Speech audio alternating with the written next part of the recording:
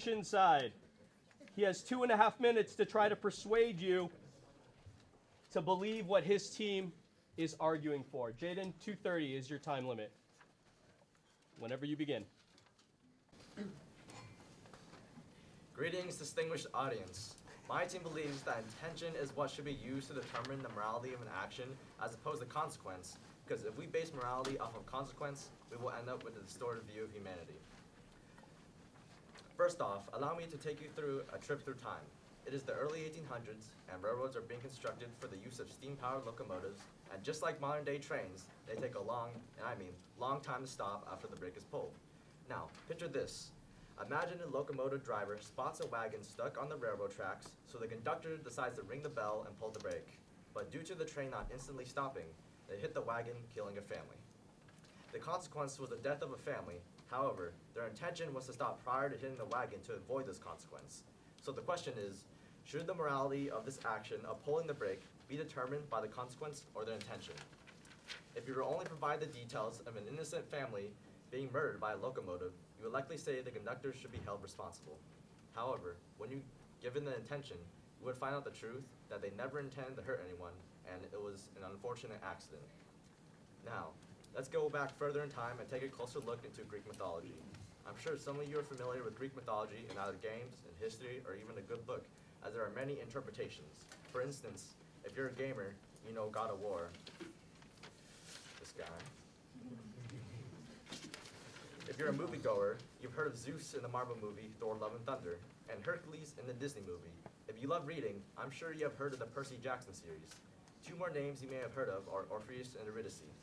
This is a tragic love story relating to Greek mythology where intentions were good, but the consequences were unfortunate. Orpheus was a talented musician who had met Eurydice in the forest while he was playing his music. They fell in love, but before they could even start a life together, Eurydice was bit by a venomous snake. Eurydice was taken to the underworld, which was controlled by Hades. Orpheus wanted the love of his life back and decided to meet with Hades. Hades told Orpheus he was allowed to take Eurydice back to the land of the living under one condition. Orpheus was not permitted to look at Eurydice until they made it out. Orpheus agreed, and they traveled back. During their travels, Orpheus looked back and saw Eurydice was there. Orpheus had one condition given, and he broke it because he felt his intentions were good. He had taken steps to track down the underworld entrance and worked his charms in Hades. Orpheus just needed assurance that all the things he did for his true love was not for nothing. Orpheus did not realize by taking that one glance it would undo everything he did for Eurydice. The action of Orpheus looking back was not a cruelty to condemn Eurydice to the underworld, but only out of concern and love for her. Time. Thank you.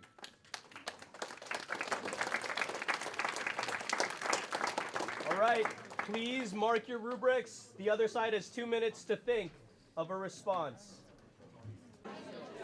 All right, the negative side is ready for the cross-examination. Negative side, Evan, who do you want to cross-examine today? Can I call up Jeremiah to the stand, please? All right, thank you. Evan, you have 3 minutes and 30 seconds on the clock. Whenever I'm ready, yeah. All right, whenever you start speaking is when I'll start. All right. 3, 2, 1, go. All right, I'm about to end this man's whole career. Check me out, check me out. All right. Consequence determines whether the morality of an action. Can you answer my questions yes or no unless I instruct you otherwise? Yes. You're arguing that intention determines the morality of an action, right? Yes. Are you human? Yes. Are you on Earth? Yes. Do you have a family? Yes. Do you have siblings? Yes. Can you mind read? No. Can you control all other people's physical actions? No. So is it safe to assume that besides yourself, you cannot control the outcomes and actions of other people? Yes. Do you have a home? Yes. Do you have neighbors? Yes. Do you agree that there's lots of crime occurring in the state of California? Yes. Do you agree that crime does occur in the city of Costa Mesa? Yes. Would you agree that you and your family are susceptible to this crime? It could happen in your area? Like Yes. it could happen to your family? Yeah. Would you want one of your immediate family members to die? No. If you could, what would you do your most to see what you can do to prevent that death from happening? Can you repeat? Yeah. If you could, would you do your most to see what you can do to prevent that death from happening? Oh, yes. If a home intruder broke into your house and cornered you and your siblings and clearly stated they were going to kill you, would you let them kill you and your siblings? No. If you had a gun and had the chance to protect you and your siblings' lives, would you use that gun to prevent the home intruder from murdering you and your siblings? Yes. Your intent is to protect you and your siblings' lives, correct? Yes. Now let's say you pulled the trigger of the gun and you successfully saved you and your siblings' lives by ending the intruder's life. What you failed to consider when firing the gun what was beyond of your target of the intruder, which was your neighbor right next door who happened to be in the crossfire, which led to the bullet striking and killing your neighbor next door as well. Since you negligently murdered your neighbor, you get arrested and charged with involuntary manslaughter. Was your intention to murder your neighbor? No. Do you think criminal laws were made for a reason? Yes. Do you agree with murder, home invasion, and theft being illegal under the law? Yes. Because the consequences of those actions are bad, right? Yes. Do you think the people who made these laws have a general idea of what is right and wrong? Yes. Would you agree you would be charged with manslaughter because of the consequence of your action and not the intention, correct? Yes. Okay. Do you drive? No. Do other people drive? Yes. Do car accidents happen? Yes. Do you think people should be held responsible for their actions? Yes. So do you think if you rear-ended someone else while not paying attention, you should be responsible for the damages caused? Yes. Do you recognize that drunk driving is a common issue? Yes. Do you recognize that drunk driving is morally bad? Yes. Do you acknowledge that people are killed from drunk driving every single day? Yes.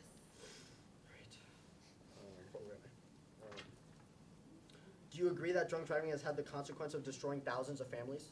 Yes. So would you agree that even though the drunk driver has the intention to get home or to a destination, they can still kill and or injure someone from their actions? Yes. To remind the audience, you're arguing that intention determines whether an action is morally good or bad, correct? Yes. Do you think that drunk drivers who have murdered entire families while under the influence of alcohol should be released because they had good intentions of driving home? No. So you agree that consequence does determine whether an action is good or bad? Yes. Let the record show that she's speechless and doesn't know what to say. Do you smoke cigarettes? No. Do you think that smoking cigarettes is bad for your health? Yes. So smoking is bad, right? Yes. Because it's bad for your health, right? Yes. So it's bad because of the consequences of smoking, right? Yes. Do you acknowledge that smoking cigarettes causes cancer in hundreds of thousands of people each year? Yes. Does that make smoking good because their intentions were to feel good? No. So would you agree that even though people who had good intentions were Time. Thank you. All right. Thank you. You have 1 minute to think. Please mark your rubrics. Time. I need the negative constructive up front. You have 2.5 minutes. Rebecca, on your cue, we'll start. Shh. Audience, please give. The negative side is speaking once again. So just to remind the audience that Guillermina was speechless to our argument and did not have a comeback, so she believes that consequence defines the morality of an action. Now moving on, how many of you have a sibling? Raise your hand if you do. Well, I have an older brother, and growing up, we treated everything like a race. We'd race to the shower, to the bathroom, and even to the car door. We lived by the rule of no harm, no foul. However, one day I was extremely invested in getting to the bathroom first. Not because I had to go, but because I wanted to piss off my brother. We pushed and shoved as we raced to the bathroom, and while we were running, I pushed a little too hard. Long story short, he hurt his knee. It was all red and swollen, and he was crying. Over-dramatic, if you ask me. Now, of course, my parents came running and got upset with me. But you see, it was only my intention to win against my brother and to annoy him. It was never to hurt him. But because we had gotten so rough, I was punished. And why is that? It's because the consequences of me being rough hurt my brother. Even though it wasn't my intention, it still happened. Because my action resulted in my brother getting hurt, the morality of it was not negative. See, consequence enables us to comprehend all the ramifications of an action. In the end, when all actions are done, we are left with the consequences to live with. Good or bad, the consequences of our actions play a significant role in how we view morality. Now, we can all agree that we are unable to control someone else's actions, and we can't truly determine their intention. And as people, there are bound to be intentions that lead to unexpected outcomes. But to determine how we view a person or the action itself, we have to look at the consequences. There's a saying that goes, the road to hell is paved with good intention. A popular interpretation of this is that good intentions can lead to bad deeds or vice versa. What this means is that the consequences of our so-called good intentions determine what happens to us in the end. So whatever the real intention is, will be seen in the consequences. Now, a biological example of this was the introduction of an invasive species such as Asian carp. They were used as means to prevent harmful algal blooms. Unfortunately, the carp managed to escape captivity within 10 years and began to spread to the Mississippi River Basin and other major rivers. Following their escape came serious damage to the native species population and other major resources. Even though the intention of the carp being brought to the U.S. was good, the outcome and long-term effects were extremely negative.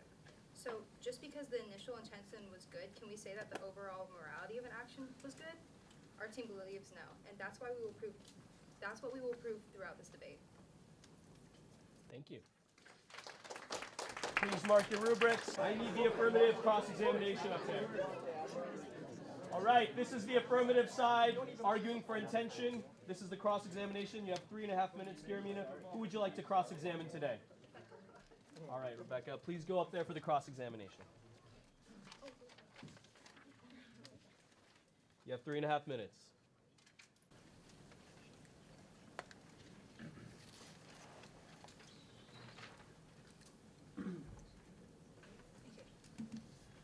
Please answer the following questions with a yes or no unless instructed to elaborate. We agreed that the definition of morality is distinguishing right and wrong, good and evil by the use of principles, correct? Yes. Okay. Are you awake? Yes. Do you go to school? Yes.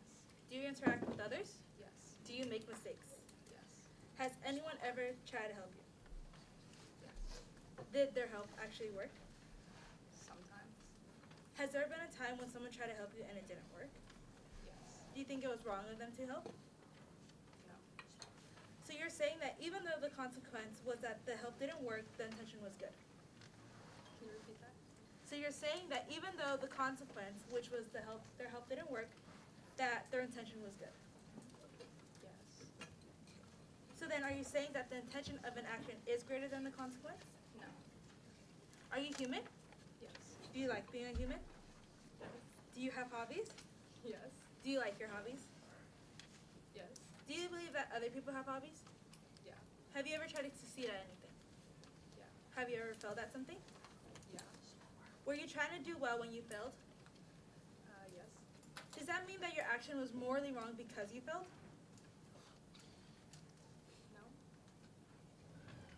No. Are you alive? Yes. Are the people in this room alive? Yes.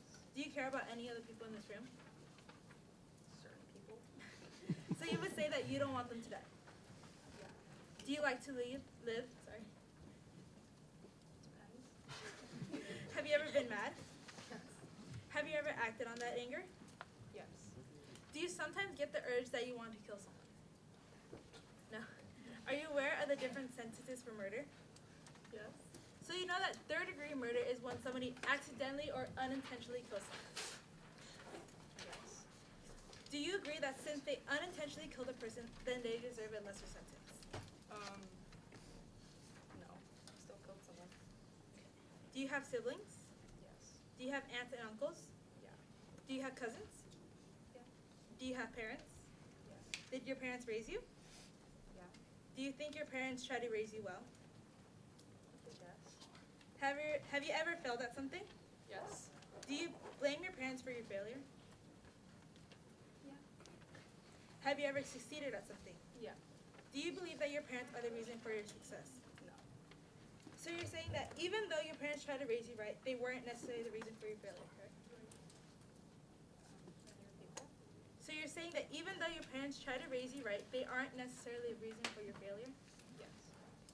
So basically they intended to raise you right and you failed. Does that mean their action was immoral? No. No. Thank you. Please mark your rubrics. Affirmative side, you have 1 minute to regroup. Time. I need the affirmative rebuttal. You have 3 minutes on the clock. This is Isabella. She is the affirmative rebuttal. Do you have 3 on the clock, Izzy?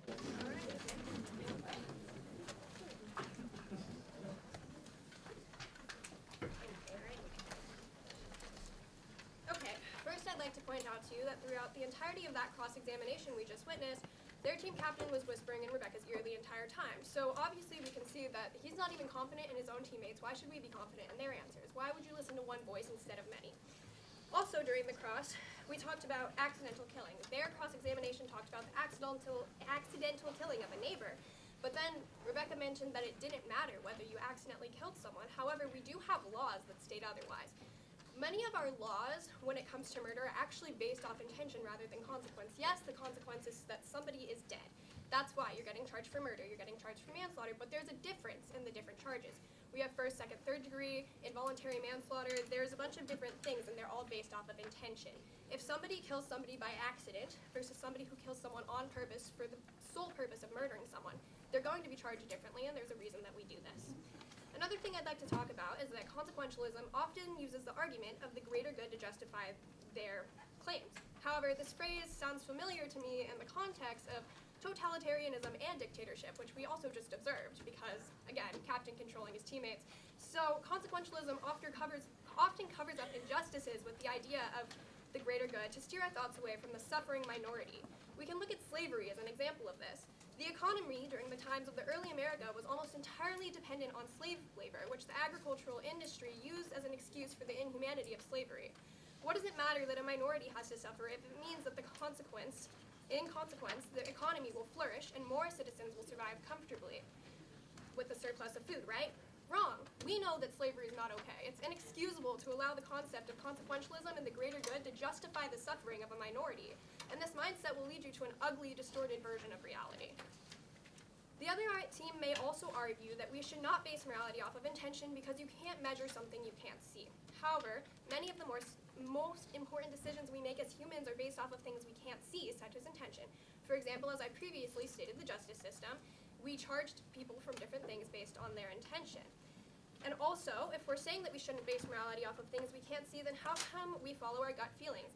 97% of the people in this room agreed that they had a gut feeling that ended up being correct. We as humans often base our actions and decisions as well as our perception of what is wrong and right based on things we can't physically measure, such as feeling.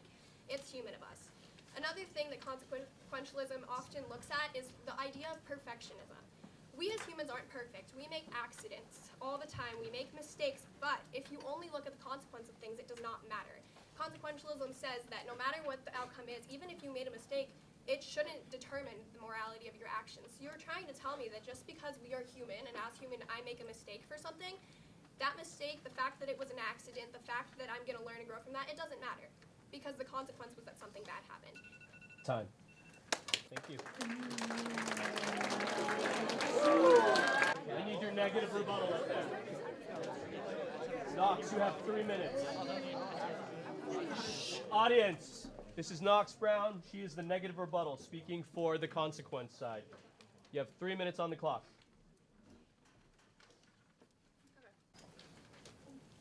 Going back to the locomotive argument in this perspective, the fact of the matter is that a family was still murdered, and it's still manslaughter. And the consequence is the fact that several people are now dead. How do you expect the family of the victims to forgive the conductor for the sole fact that it wasn't their intention? Basing consequences on moral gives us a distortion. They argue that basing consequences of morals gives us a distorted view of humanity. The locomotive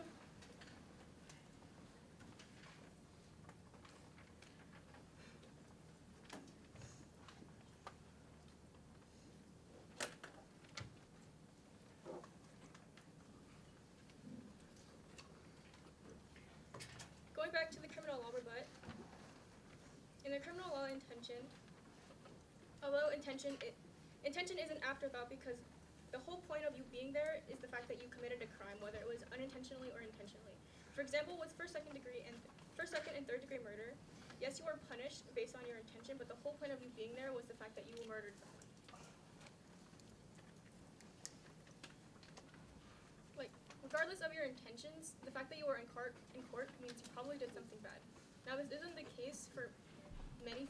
This isn't always the case, but it is the case for many court cases dealing with criminal law.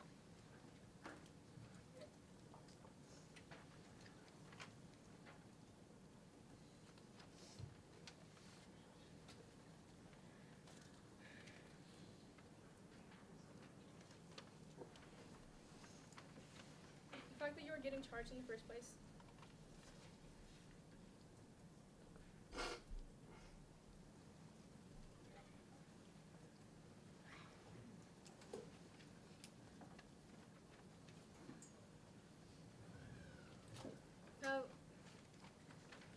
There's also the case of There's also the case of murderers who take their own lives after killing people. In some cases, there's a result of them feeling guilt for their actions. Where is this guilt coming from? It's coming from the fact that they feel guilt from the consequences of their actions. We can judge everything of morality based on their intention because their better judgment can be. We can't judge everything off morality based on their intentions because their better judgment can be clouded. Intentions can be clouded, and they can go both ways. And there can always be underlying meanings behind those intentions. It's it's not impossible to say that there's fully good and fully bad intentions, but that's not just, but the world isn't as black and white like that. We can't always trust a person's word of mouth. Thank you, Knox. Right? Consequence side. This is the last speaker for the consequence side. This is Evan. He is the last speaker for the consequence side. Evan, when you are ready.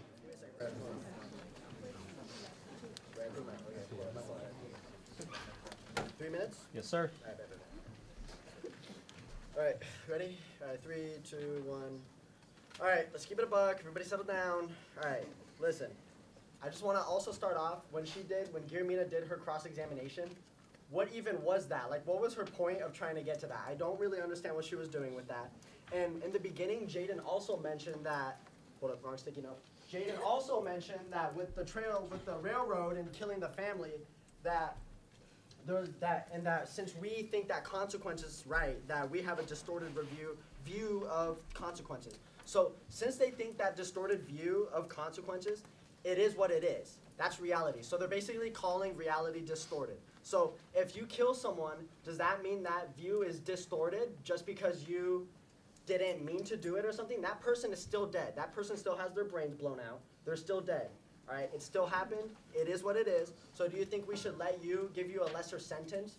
Which, in the court of law, we do give you that lesser sentence with manslaughter. Okay, so you still get charged for it. But even though it was a lesser version of it, you're still getting charged with it because it is what it is. That person's still dead, and you still have to be responsible for your actions. All right. To conclude our debate, consequences tend to define whether or not we should go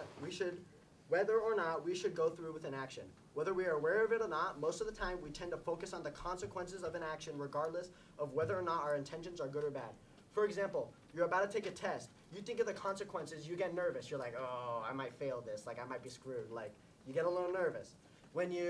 For guys, you're going to ask a girl for her snap. You're like, it's either good or bad. It goes good because, oh, nice, I got her snap.